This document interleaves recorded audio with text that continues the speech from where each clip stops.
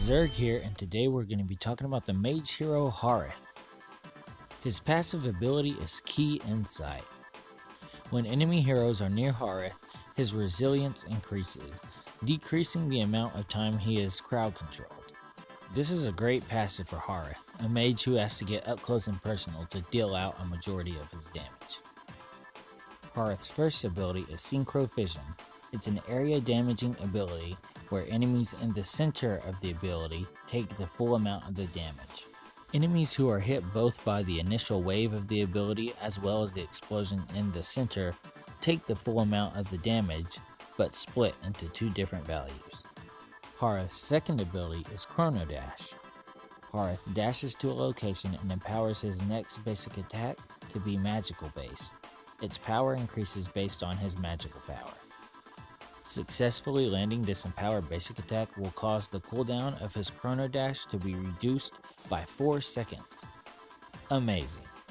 In addition to this, if he passes through an enemy while using Chrono Dash, he will gain a shield that lasts for 3 seconds. This is a powerful skill and definitely encourages players to stay up close and personal. Use this shield to pressure your enemies one-on-one without much risk of harm to yourself. It's pretty sturdy as we see it taking shots from the tower.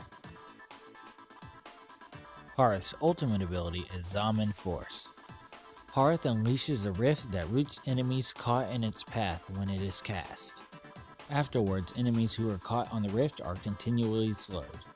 When targeting the skill, the adjacent arms of the rift can also root enemies. The highlight of this ability is that it provides cooldown for Harith's other abilities. While touching the rift, anytime Harith casts an ability, his second ability will be reduced by 4 seconds, and his first ability will be reduced by 1 second. Cooldown reduction happening from his abilities, he's essentially able to cast his second ability non-stop.